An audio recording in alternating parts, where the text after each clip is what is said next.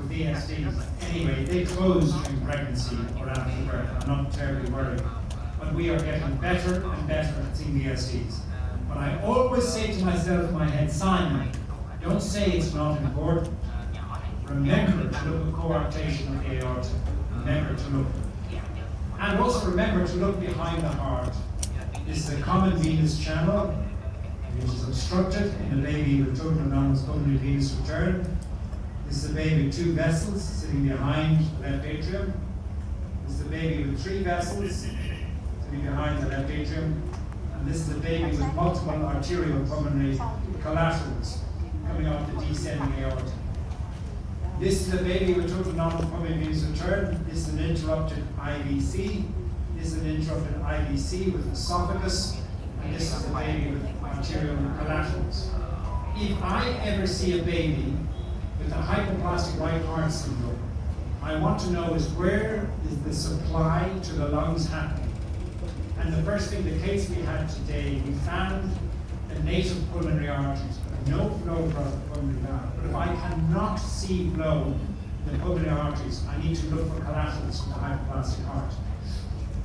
Where do I look for collaterals? I go to a 4-chamber view of heart. I use slow flow technology with power. And I turn my PRF down to 15 centimeters. And then I'll see coming off the descending aorta, vessels going to the lungs. Every baby with a hypoplastic right heart, whatever the cause, will have a blood supply to the lungs. And you need to find out where does that blood supply come from. So remember, look behind the heart as a clue. 5-chamber, I will go a little bit quicker just to pick up. There are 5 things that you need to look at on a 5-chamber view of heart.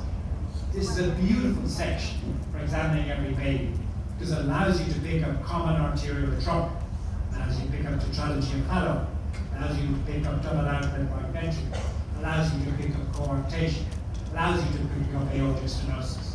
And it's a very easy view to get. It's much easier than getting a right ventricular outlet tract with the free wall of the right ventricle. Remember, when you go to a 4-chamber and you sweep up to the 3-vessel tracheal view, what is the first vessel that you see? The first vessel is always a left ventricular outlet tract. Never forget that. It's a very important golden rule I'm going to put in the next edition of the handbook. But the first vessel is the left ventricular outlet tract. You need to show the continuity of the vessel, the interventricular septum with the anterior wall. You need to see the valve. You need to see the size, and then you need to see laminar flow. And then you need to see the nice curvature. It should not be straight like in phallus or interrupted arch. So you need to, every time you look at the left ventricular outlet tract, don't just look at a valve. You need to ask yourself these 5 questions. Can I see all of these? And if you do that exercise for 10 cases, it becomes an instinct for you not to consider the 5 things. You automatically will look for it. So you go to work tomorrow morning and you look at this baby's left ventricular outlet tract, this is the septum, and you can see that there's a VSD, but there's malalignment. And now you're asking the question, is this a malaligned VSD or is this tetralogy of Fallot? I won't answer the question to that yet. In this case here, you can see in the interventricular septum, it's very obvious that this is an aortic override. Around the right ventricle, common arterial tongue, or tetralogy of Fallot. This baby is coming mostly out of the right ventricle. So this is a double outlet right ventricle with a subaortic VSD. And this is the baby where it's got a common arterial trunk, which we also saw today in 2U. You can see the branch pulmonary artery come on. So there's no artery coming out of the right ventricle. So these are all seen in a 5-chamber. This is rare, is aortic stenosis. It does not present in the first trimester, rare in the first trimester, not common in the second trimester. But you see that the aortic valve does not disappear. It's there all the time. And also you notice that it's dilated. And then when you put on color, you see turbulent flow, you see yin-yang flow.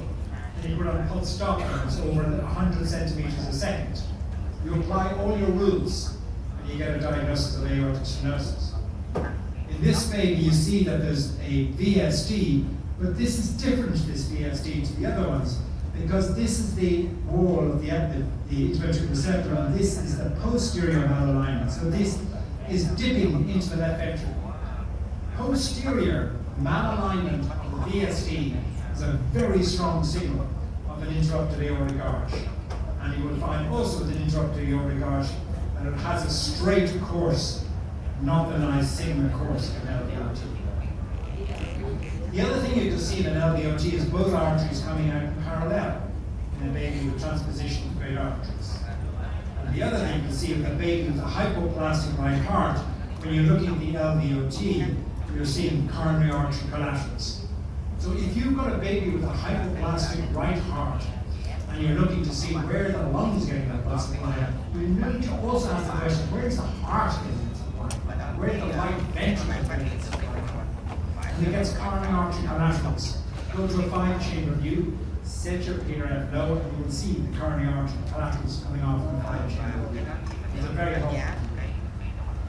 And in this view here, we're looking at a sweep from a 4-chamber view of heart. For every baby in the first semester, we take a 4-chamber section, try deep flow into right and left ventricles, and then we sweep up to a 5-chamber, and then you can see blood vessels coming out in parallel. Remember, the first vessel should be the LVOT, and then the pulmonary artery crosses. There's failure of crossing, both vessels coming out in parallel with LVOT.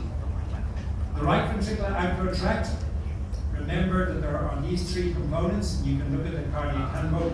So the first is the duct, the second is the RPA and the duct, and the third the RPA and the LPA. These are all the components of a right ventricular outflow tract, and you need to understand them in working out what a cardiac velocity is. This is the baby knock on the door, Simon. I can see this turbulent flow in the pulmonary artery. How do you know it's pulmonary artery? Trachea, aorta, pulmonary artery. Golden rule number 2. So I increase the PRF and the turbulence does not disappear. I turn on my graphics flow and I see yin-yang turbulent flow. And I know that it's a pulmonary valve because I see the free wall of the right ventricle in view and I can see the pulmonary valve at this point. This baby on color Doppler and 2D has got pulmonary valve stenosis. I know when I put a pulse Doppler gauge, it's going to be more than 100 centimeters a second. And this baby, when I sweep to a 4-chamber or 2 vessel, I should get a V sign, like so, as we see. But instead, they get a Y configuration. A Y configuration is a very powerful marker of tetralogy fellow. So if you ever see that abnormal configuration of the duct entering into the aorta, ask yourself, am I looking at Fallows? And when you're sweeping from a 4-chamber up to the right ventricular outflow tract, you see both vessels side by side. This is the typical appearance. Watch, pulmonary artery and aorta, no crossing. This is a double outlet right ventricle. Very straightforward diagnosis, but very, very easy diagnosis to miss if you do not stick to the golden rules. Let's get that on the interest of time. And these are all the cases of transposition of the great arteries. 12 weeks, 13 weeks, 12 weeks, 12 weeks, 12 weeks, 13 weeks. Every single case I show you of transposition of the great arteries is picked because you do a 4-chamber and a 3-vessel tracheal deal. For every baby, and they do it for every baby with your PRF at 25 centimeters a second, correct color Doppler setting, red is inflow, blue is outflow. For every baby we do that at 12 centimeters, you will not miss transposition of the great arteries. And more cases, graphics flow, and more cases, paradox.